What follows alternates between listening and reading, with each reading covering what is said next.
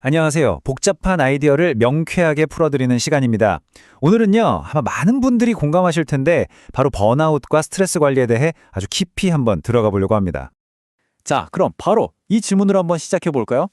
나는 내가 얼마나 화가 났는지 정말 제대로 알고 있을까? 이게 생각보다 대답하기가 정말 어려운 질문이거든요. 지금부터 그 이유를 한번 같이 파헤쳐 보죠.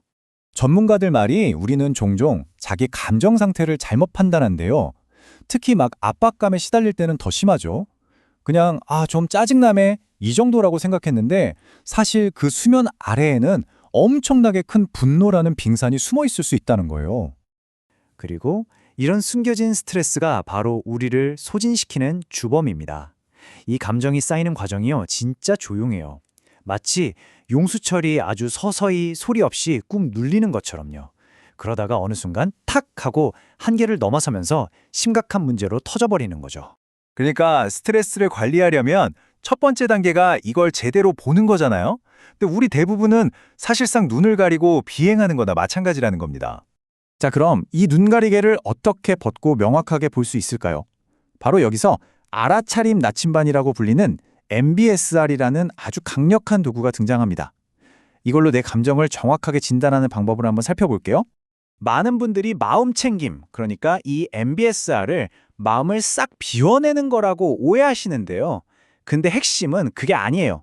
비우는 게 아니라 오히려 내 안에 이미 있는 생각, 감정, 신체 감각 같은 것들을 아무런 판단 없이 그냥 있는 그대로 내가 지금 이런 생각을 하는구나, 이런 감정을 느끼는구나 하고 관찰하는 겁니다.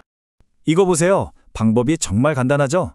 1단계, 그냥 지금 이 순간 내 호흡에 한번 집중해 보는 거예요.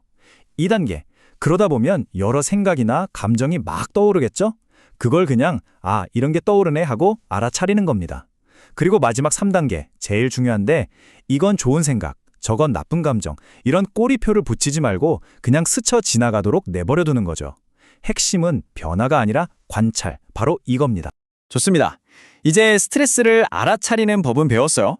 그럼 실제로 막 화가 치밀어 오르고 스트레스가 폭발할 것 같을 때 그 순간에 바로 꺼내 쓸 수 있는 감정 응급처치 키트를 한번 열어볼까요? 스트레스가 정말 최고조에 달했을 때 이 전술적 호흡법, 4, 7, 8 호흡법을 꼭 기억하세요. 자, 4초 동안 숨을 들이쉬고 7초 동안 잠깐 멈췄다가 8초 동안 아주 천천히 내쉬는 거예요. 단 1분만으로도 우리 몸의 그 싸울까 도망칠까 하는 흥분 상태를 딱 끄고요. 아주 차분한 이완 상태, 그러니까 부교감 신경을 활성화시킬 수 있습니다. 정말 강력하죠? 자, 이 슬라이드가 정말 흥미로운 지점인데요. 우리가 정신건강을 어떻게 바라봐야 하는지에 대한 관점의 대전환을 보여주거든요. 예전에는 어땠어요? 야, 정신력으로 버텨. 의지가 약해서 그래. 이랬잖아요. 근데 이제는 그게 아니라 우리 뇌의 화학작용을 도와주자는 생화학적인 접근법으로 바뀌고 있다는 겁니다. 이 인용문은 한 걸음 더 나아가죠. SSRI 같은 약물을 비즈니스 성과를 위한 보조제로 생각하라는 건데요. 굉장히 파격적인 관점이죠. 물론 이건 반드시 의사의 지도 아래에서만 고려해야 할 문제지만 여기서 말하고자 하는 핵심은 감정적인 안정이 곧 비즈니스의 안정성으로 이어진다는 아주 전략적인 판단을 보여주는 대목입니다.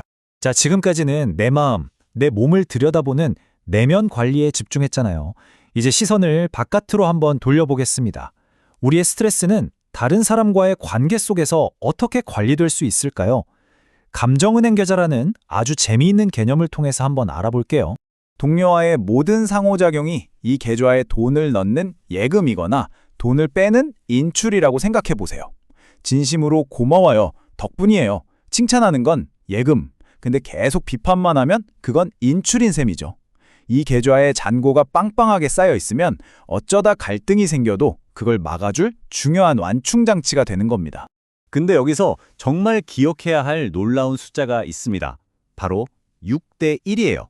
이게 무슨 뜻이냐면 단 한 번의 부정적인 경험, 그러니까 한 번의 인출이 남긴 상처를 회복하려면요, 무려 6번의 긍정적인 상호작용, 6번의 예금이 필요하다는 겁니다. 와, 부정적인 경험의 파괴력이 이렇게나 센 거죠. 자, 이제 마지막으로 가장 강력한 도구들을 살펴볼 시간입니다. 이건 단순한 기술이 아니에요. 여러분의 직업적 경험 전체를 바꿔놓을 수 있는 바로 마음가짐의 전환에 대한 이야기입니다. 이 말 정말 와닿지 않나요? 깨끗하고 완벽한 전장에서만 싸우려고 하지 마라. 이상적인 상황, 모든 게 갖춰진 상황만 기다리다가는 아무것도 못하잖아요. 이 말의 진짜 의미는 우리가 발딛고 서 있는 바로 이 지저분한 전장, 즉 혼란스럽고 불완전한 현실 자체를 그냥 기꺼이 받아들이라는 겁니다. 거기서 싸우는 법을 배울 때 진짜 성장이 시작되는 거죠. 위더라면 이런 걱정 많이 하실 거예요. 애써 교육시켜놨더니 나가면 어떡하지? 그런데 이 인용문은 훨씬 더 무서운 질문을 던집니다. 그럼 교육도 안 받은 직원이 계속 머무는 건 괜찮은가? 관점이 확 바뀌죠? 사람에 대한 투자는 사라지는 비용이 아니라 조직의 미래를 위한 가장 확실한 보험이라는 뜻입니다. 우리가 겪는 도전들을 단순히 힘든 일이 아니라 나를 성장시키는 훈련이라고 바라보기 시작하면 놀라운 변화가 일어납니다. 매일 하던 일이 그냥 반복되는 업무가 아니라 의미 있는 자기 개발의 여정이 되는 거예요. 말 그대로 당신의 직업을 수행하는 것이 곧 삶이라는 예술을 수행하는 과정이 되는 거죠. 자, 오늘 우리는 스트레스를 관리하는 여러 도구들을 살펴봤습니다. 하지만 아마 가장 강력한 도구는 바로 이 관점의 전환이 아닐까 싶어요. 여러분께 이 질문을 마지막으로 남겨드립니다. 만약 당신이 지금 겪고 있는 가장 큰 직업적 도전이 사실은 자기 자신을 마스터하기 위한 최고의 훈련장이라면 어떨까요? 이 질문을 한번 마음속에 품어보세요. 그러면 앞으로 다가올 모든 힘든 날들이 아마 새로운 기회로 보일 겁니다.